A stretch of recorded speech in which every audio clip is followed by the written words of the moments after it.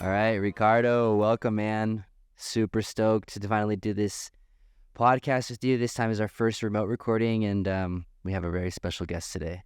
Yes, sir. I am looking forward as well to this podcast. I'm looking forward to talking to so many of our friends in the industry, and I could not be more proud of us, of Ally, for launching this podcast, talking about problems in our industry, and even talking about problems outside of industry and how they tackle those problems, so we can perhaps identify some solutions that we can utilize within our own industry. And I could not be more happy to be here and then talk to Yannis, because Yannis is a person that I've got to know in the last few years, and we share a lot of same interests. One of them is cycling, including you as well, Nick. You share that same passion for cycling and outdoors and activity and so on. So I've been lucky enough to catch Yannis in Melbourne last year during MICE and go for a couple of rides, and in fact hear a little bit about his idea for this new value assessment tool that the SCA is launching and working on. And so it, to me, is a privilege to be here and be talking to Yannis and you today, Nick. Sweet. Well, Yannis, welcome. It's a privilege to have you here. How are you? The privilege is all mine and the honor is all mine. I'm doing great. It was really nice, actually, when we went for those bike rides, because I was like, I'm going to go for a bike ride. I said to Ricardo that day, he said, oh, I'm going to do the same. And we actually went for a bike ride. And all the way we're talking about the new coffee value assessment system and what we want to try to do with SCA. So, yeah, it's an honor to be here, guys. Thank you so much for inviting me. Absolutely. So before we get into the, what the SCA is doing with the value assessment tool, I'd love to hear a little bit about your background prior to the SCA. I know you come from the beverage industry, and I think it's super fascinating how now you're in coffee. So if you could tell us a little bit about, how you got to where you are now, I think it'd be really fascinating. Yeah, I think coffee happened to me, as it happened to a lot of people, I would say, in this part of the world. It wasn't something that I was born into a family that was just like into coffee. I was in wine, spirits, beer, and soft drinks. And then in 2008, after Lehman Brothers collapsed, the crisis started in Greece. And back then we were like, I was working for a company. We had like a 33% market share in wines and spirits, and all of a sudden, because of the crisis in Greece, consumption went dramatically down. We're increasing our market shares, but consumption was going down, and we're saying, okay, we need to find what is a complement to our offering, because we have a network. And one of the things that we thought, and I put in our strategy, was coffee.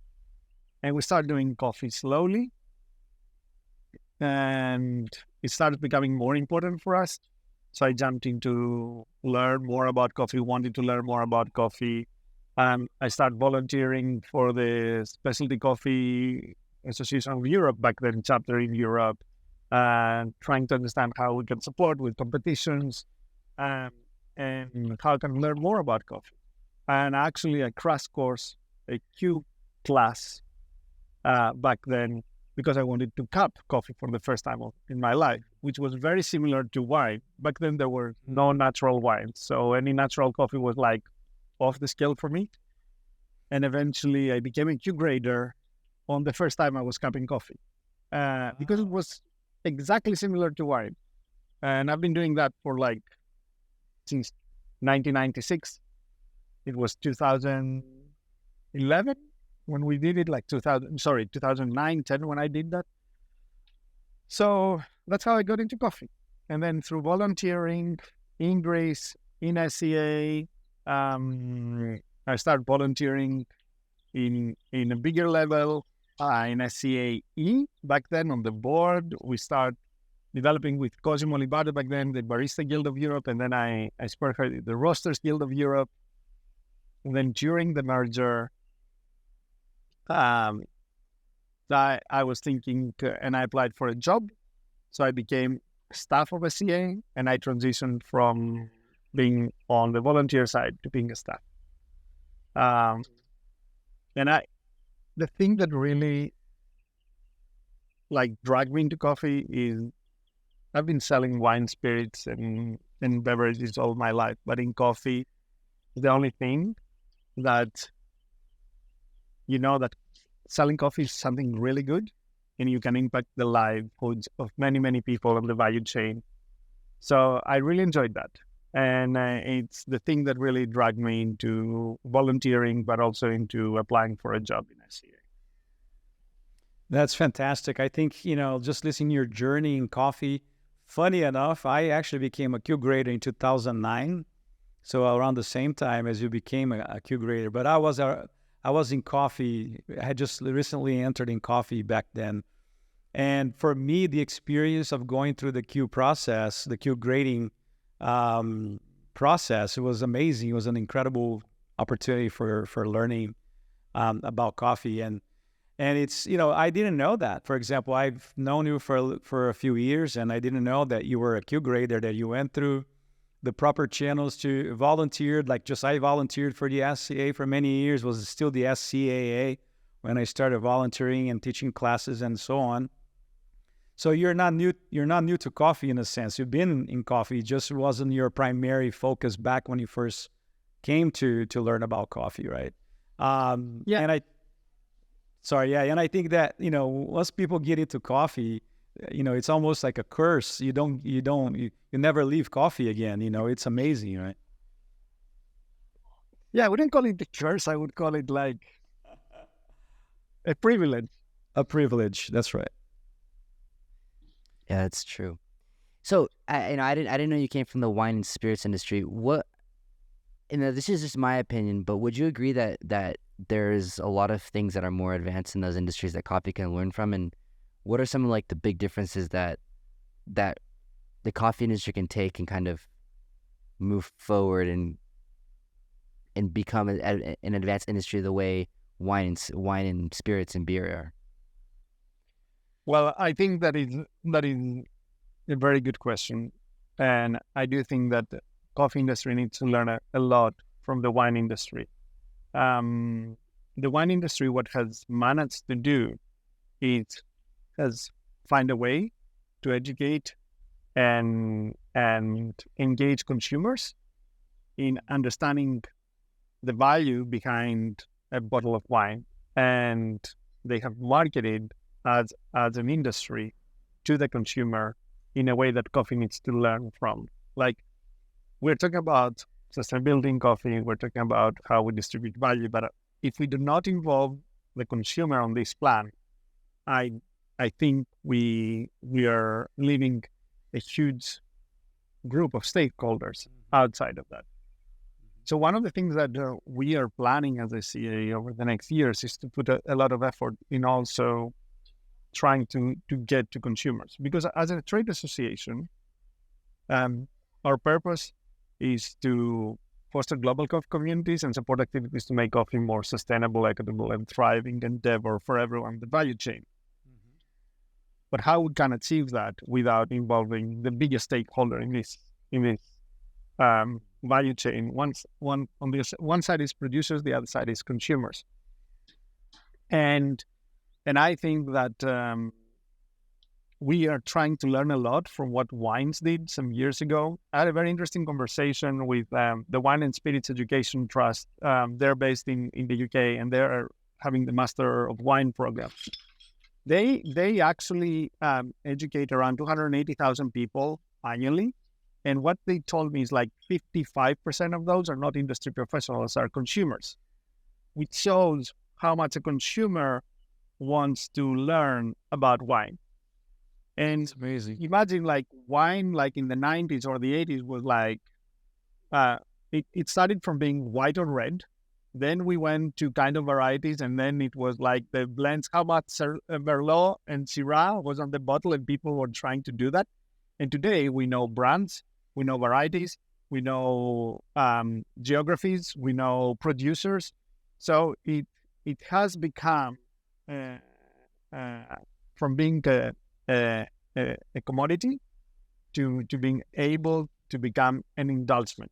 And I think that is where the coffee game is going. We need to evolve coffee from being a commodity to becoming an indulgence. When you make something an indulgence, people are willing to learn more, spend more, and question more how the value chain works. And I think this is what we're trying to do in specialty coffee. That's amazing. That is so great. I do agree with you 100%. I think that the effort that we need to put on is definitely educating the consumer. It is the biggest stakeholder, and starting there, and then their knowledge and knowledge is power, and their knowledge will definitely impact the chain as a whole, because if they are demanding certain things in a more intelligent way, asking the right questions, asking where they're getting their coffee from, or they even by looking at a packaging, they do understand where their coffee came from, and there's all this awareness of this positive impact that this trade or this purchasing has made in the livelihoods of producers.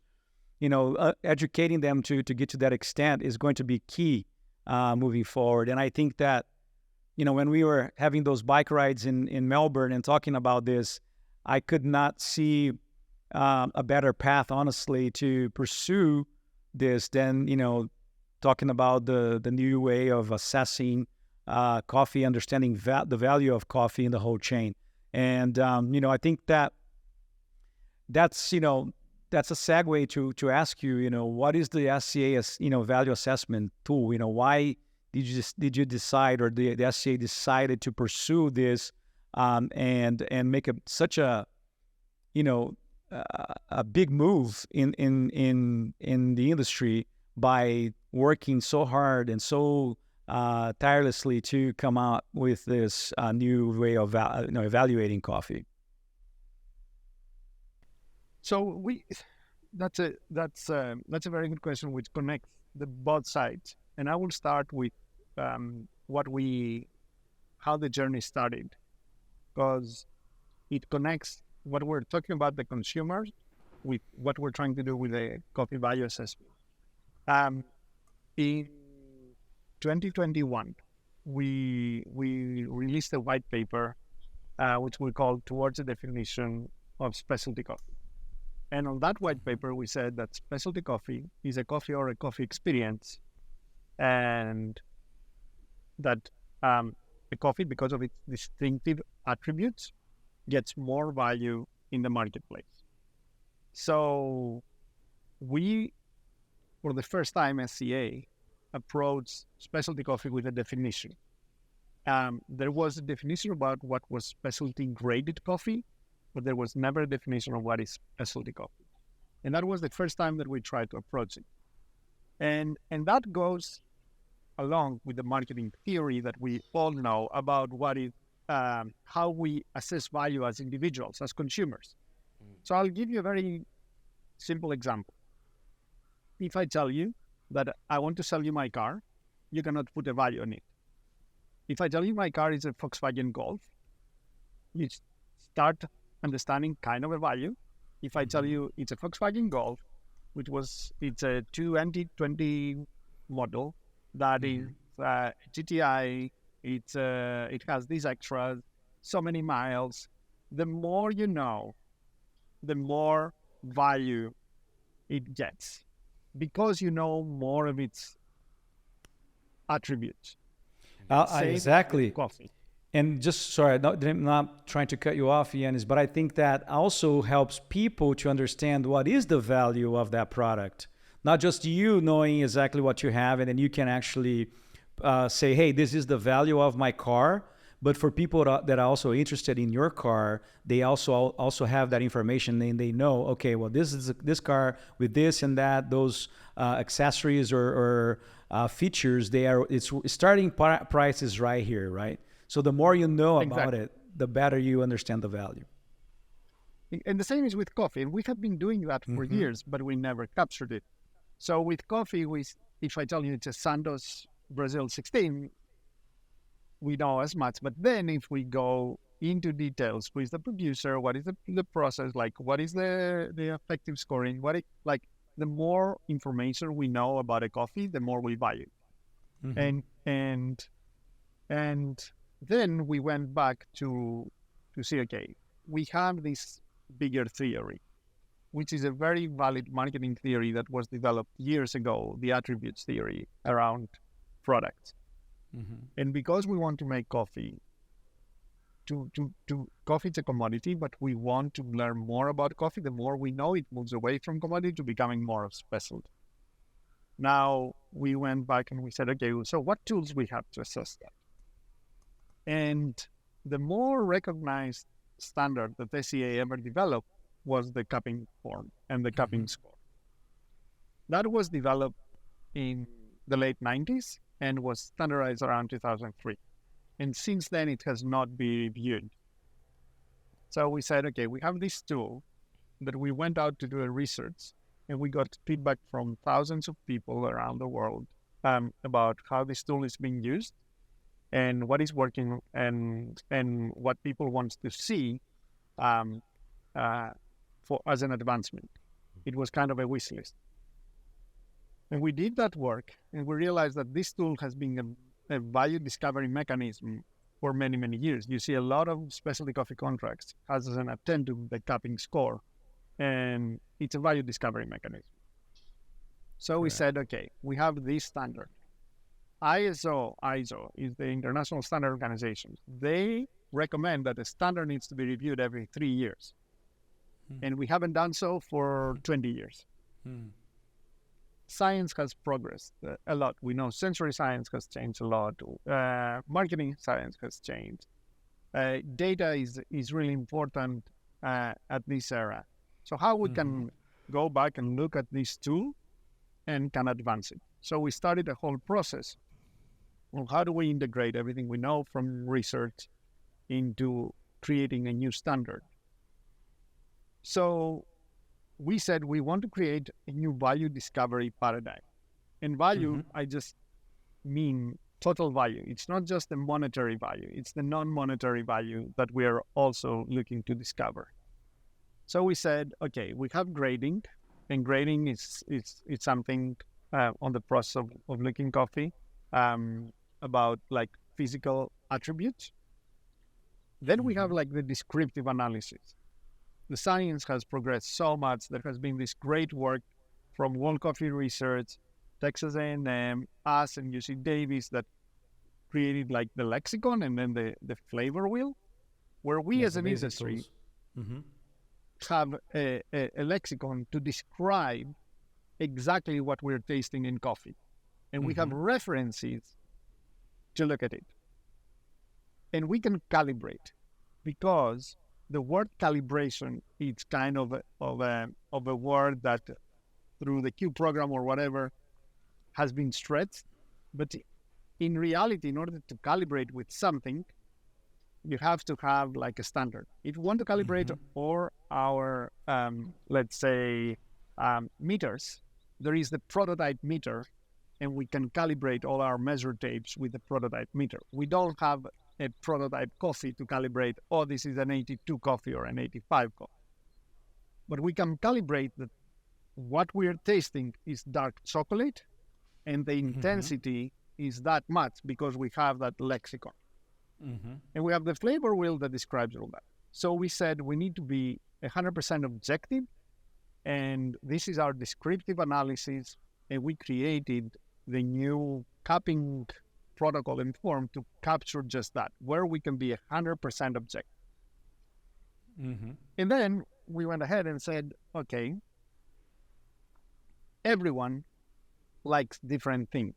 I might like a different wine that you like, and you might like a different coffee than I like. I grew up in Greece.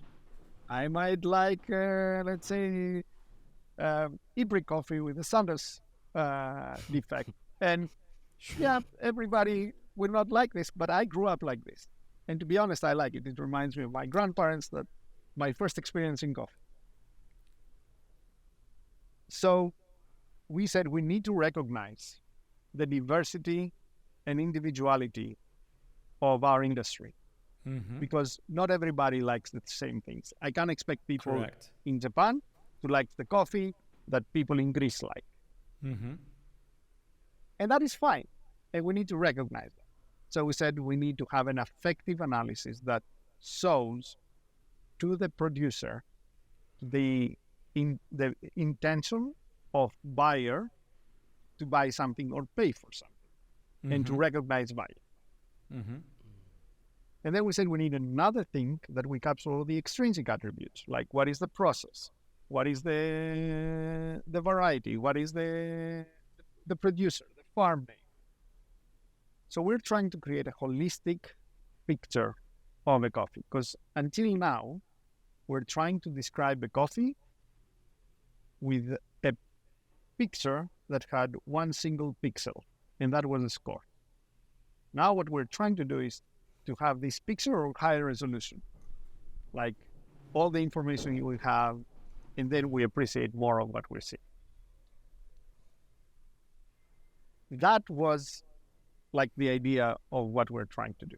Because eventually, what we're trying to do with all this is to create a tool that will give the ability to the farmers and to the buyers to talk in a common language, but also communicate and give the ability to share data.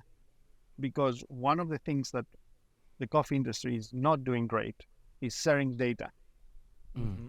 Producers are producing coffee and they don't know exactly where their markets are, and they're trying to sell to all over the world. Correct. In some buyers, they have data, but not everybody has data.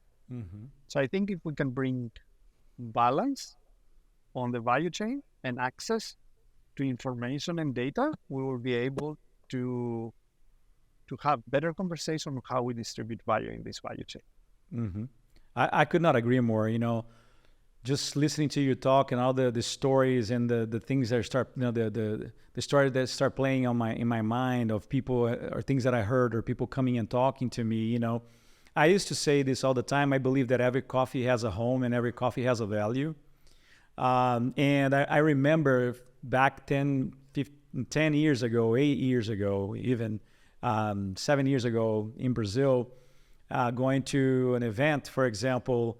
And after the event, we're talking about specialty coffee and so on. And I know that there's this boom of investment in Brazil, for example, or even other countries in Central America, even Colombia, other places, that people are investing a lot more in terms of quality and increasing the quality and improving the quality and so on. But at the same time, people start raising the bar because the only tool that they had to utilize was the cupping score. And so my value assessment is just, a point system. And, and then all these producers that were working on towards quality and they year by year increased their quality, they had all these coffees that were 80, 82 point coffees. They were selling them as commodity coffees because they didn't have an outlet to sell them at a better value, right? And they would come to me and say, hey, I have all this specialty coffee, 80 to 82 points, and I don't even know what to do with it, right? And I'm like, I understand that. I think the natural progression, even though it took 20 years for the SCA take a stab on moving forward, it's much needed because fast forward to where we are now, some roasters, they started to start cupping coffees for them. Specialty was 84, 85 plus, and was even like below that, was not even considered, right? And when you have just one tool that is a score system to assess value, then all of a sudden, why am I doing, as a producer, why am I doing all of this investment to produce better quality 80 to 82 point coffees or even 83 if I don't have a place to sell them? Well, of course, you do have a place for them, and that coffee has a value. But how is the industry, or how are us looking at it, and then properly assessing the value of those coffees, right? 100%. And I think that you're touching a very interesting point here, because we are talking about the score. The score is going to be now from 0 to 100, so it's going to be like much more open. It's not going to be focusing on coffees between, let's say, 75 to 90, like 80 to 90.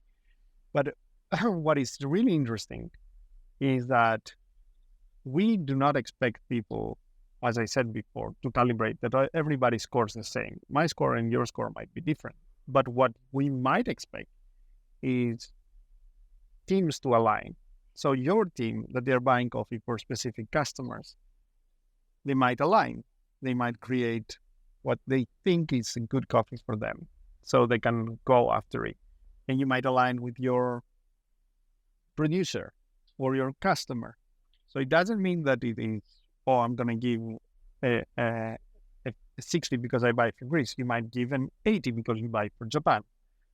But I think alignment is something that people will use in a different way that it's being used today. And it's important for us to recognize that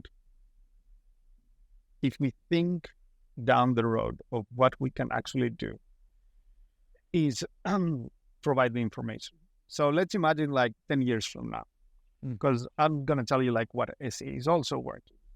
What we're going to be working. We're going to ask you that question anyways. So thank you for getting ahead of ourselves. But it's a beautiful, because I can see your thinking. I can see you're looking at the future. And again, that's what we have to do as an industry, Yannis. We have to look for the future. Things are not done the same way as were done 20 years ago. And if we don't have someone or our trade industry with this vision for the future, then we're stuck in the past, and that is not a good place to be stuck at. Yeah, and to be honest, this is a tool that we presented like a beta version. We want feedback, and we're going to have people giving us feedback. It's not something that we turn the switch and we go from one system to the other. It's going to take time. The industry needs to find a way to adapt it. We're going to have to tweak it a lot. But what we're having is a vision. We made the first step to recognize what we heard from the industry and what we can provide, and how we can push the industry a bit out of the comfort zone to start having conversations about biodistribution. But let's think about like 10 years down the road. So imagine that we digitize this form, this cupping protocol, and we start collecting data, because that is the idea.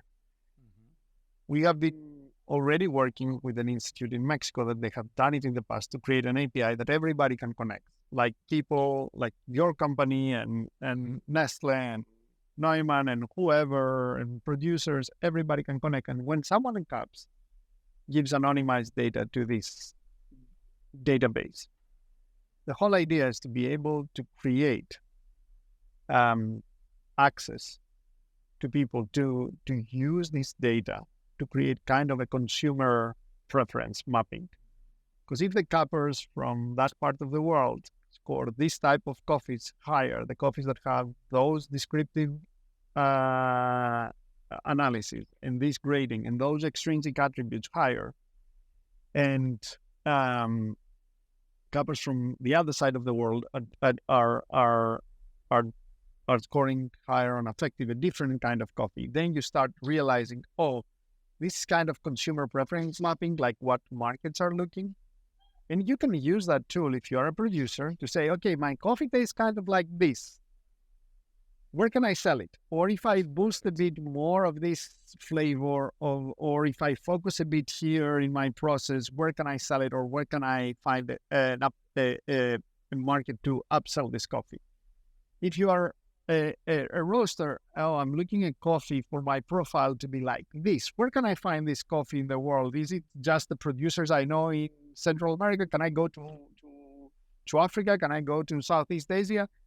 So the idea is to create a platform where people are using data to trade better. That's so amazing. It's so powerful as well, because when you provide that kind of information, this is something that we kind of guessed here from time to time, or we have a feeling because we are buying and selling coffee from producers to several different markets. But sometimes when we come with the feedback to a producer, let's say in Colombia, and say, hey, listen, this profile of coffee you're growing really doesn't go well for, let's say, for example, for the Japan market or the Japanese market. But you know what? This coffee will go really well for the Australia market, for example.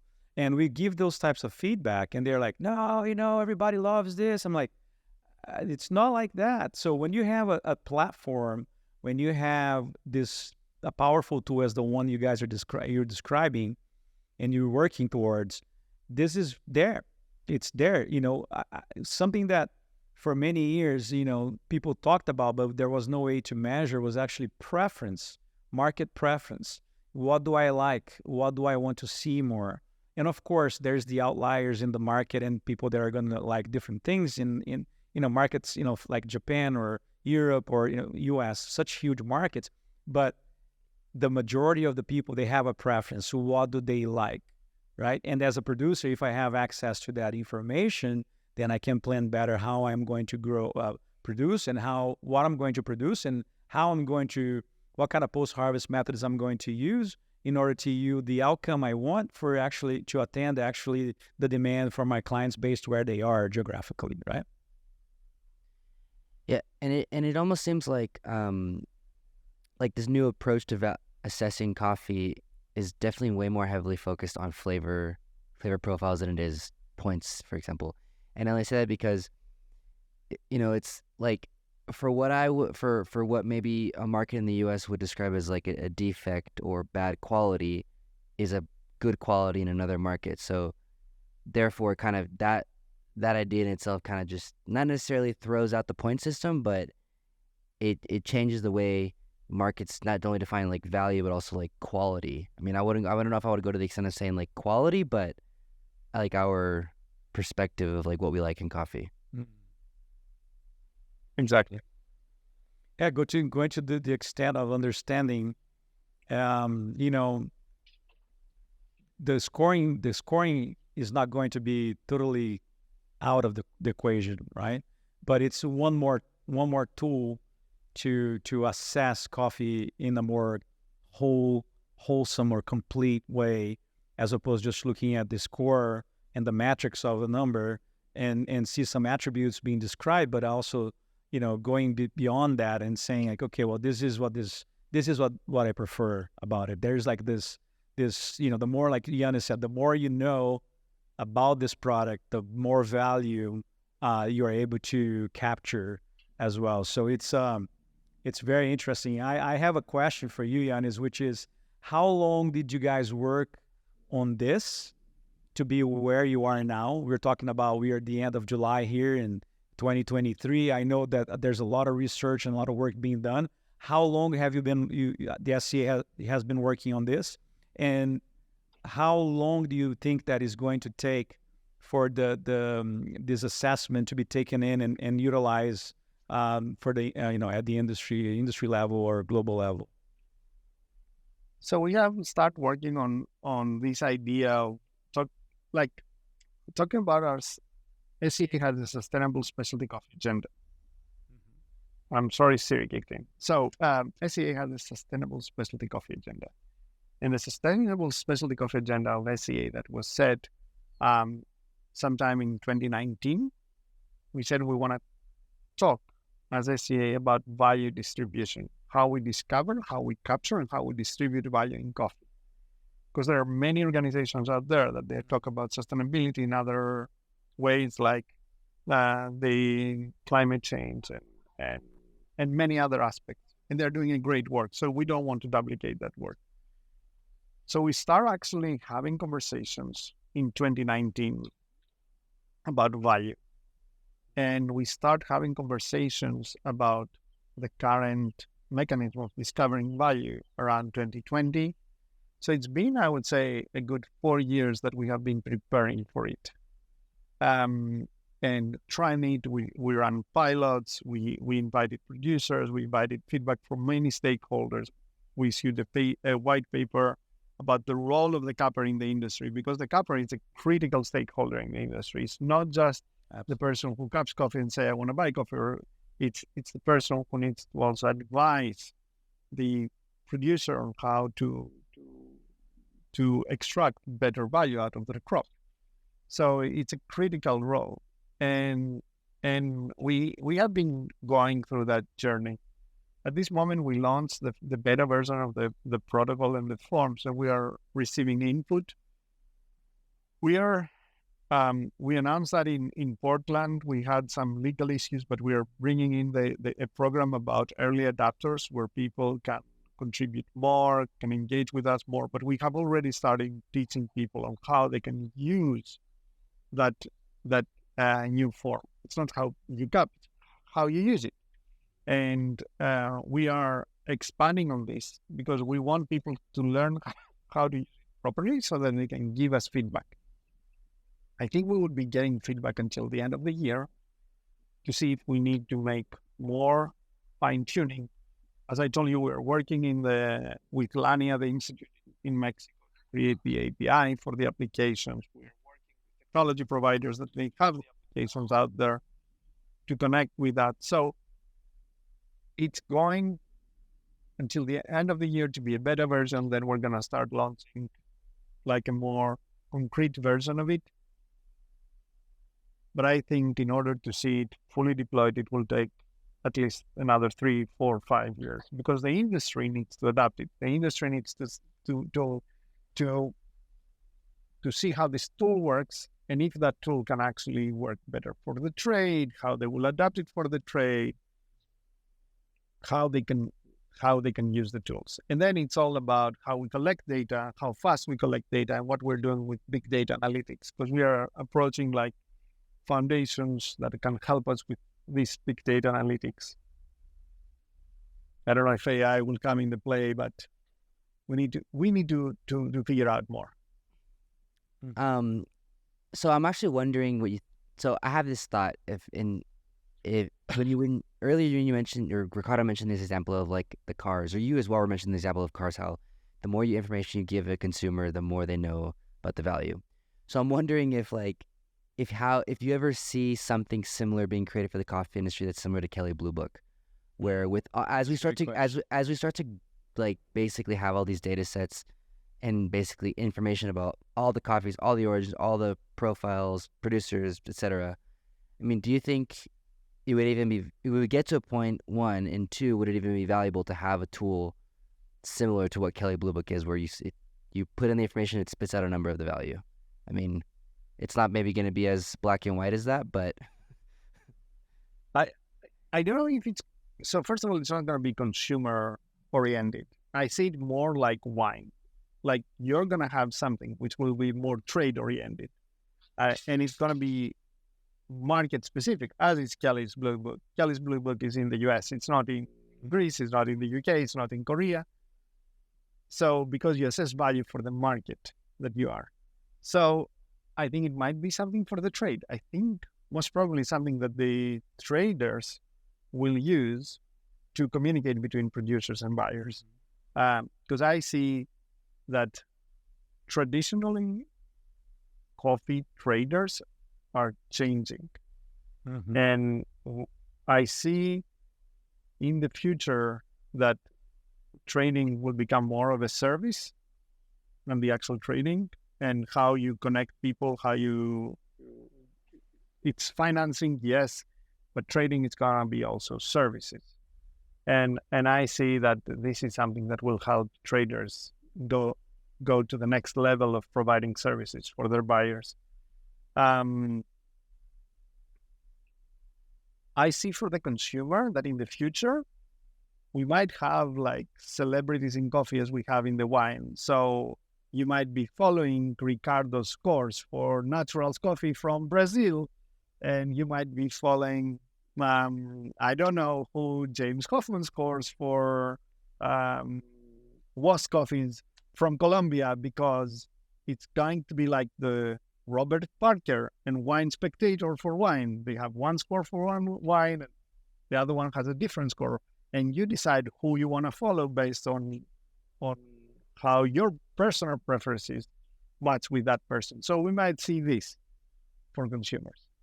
That's fantastic. And by the way, thank you so much. I'm honored that you're actually putting in the same level as a James Hoffman. Man, no, by far, James is in the league of his own. But I understand it. But this is so cool to, as you're saying, to picture and envision this in the future, because I definitely think that's the way of moving forward. And I do believe, I agree with you that the trade industry is going to become more and more and more of a service service provider in regards to the trade. And even like ourselves, I think I mentioned this to you that in May we took a stab. We went to Brazil and we invited 20 plus cuppers from our group to come to the Cerrado region, to Patrocínio, and we are doing some exercisings and understanding attributes and things, cupping coffees from different regions. And then we decided to apply the new value assessment tool with a group of cuppers and see how they perceive the tool. And it was a great exercise. A lot of people got super interested, had a lot of questions. They can see how this is as a more complete way of assessing coffee, which was a great positive. And I know that a lot of our staff, a lot of our people, they're very curious about understanding and learning more about it and how they can utilize it, because they do understand the positive impact this will have in our industry. So, yeah, I could not agree more with you. I think in terms of sustainability, looking, why do we do what we do, right, Yannis? Why are we here? I think that, of course, we love what we do, and I was joking that coffee. If you get into coffee, it become a curse. It's not really that. I think I'm indebted to coffee. Coffee has opened so many doors for me and given me so much, and I feel like it's my duty, my responsibility, for example, to give back to coffee as much as I'm able to, and as much as I can. But looking at the long term, looking for the next 20 years, even beyond the 10 years you're mentioning. How do you see the future or the sustainability of coffee moving forward, passing beyond the 10 years? And after you left the SCA, you retired. You were still going to be working coffee, by the way. I know that. But after you retire from the SCA, or you retire from your professional career, in a sense, and you look back to the legacy that you have been able to help build. How do you see down the road, the future of coffee sustainability?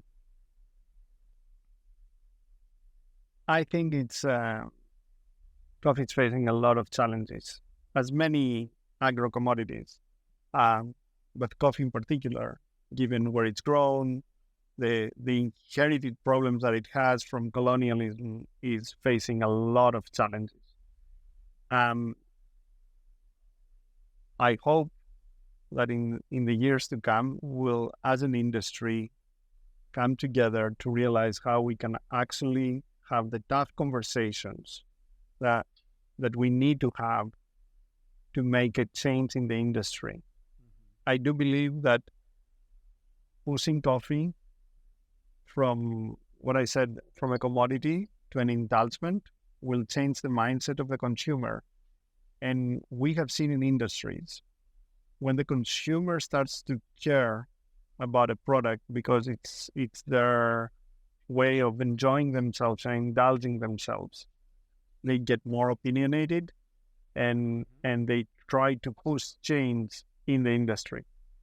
So I hope and that in 30 years from now, we will be sitting, enjoying coffees, not just between us, that we know what is specialties or what nice coffees are, with friends, that today they just go and buy a cup of coffee just to get their day going and talk about it like we talk about wine. If we manage to get there, I think we're going to see a change all the way back to the producer level that will allow coffee to be a bit more sustainable. But it's going to be very challenging, I think. Nothing is easy in life, right? Even the lucky ones that win the lottery, they have to be very lucky. And if it comes easy, sometimes it goes out easy as well. There's not much of a challenge there. Thinking about the way that the consumers need to change their perception or how they look at coffee as an indulgence, do you think that this could potentially impact consumption like the volume of coffee being consumed? Do you have any worries about that, and how that could impact our industry as a whole?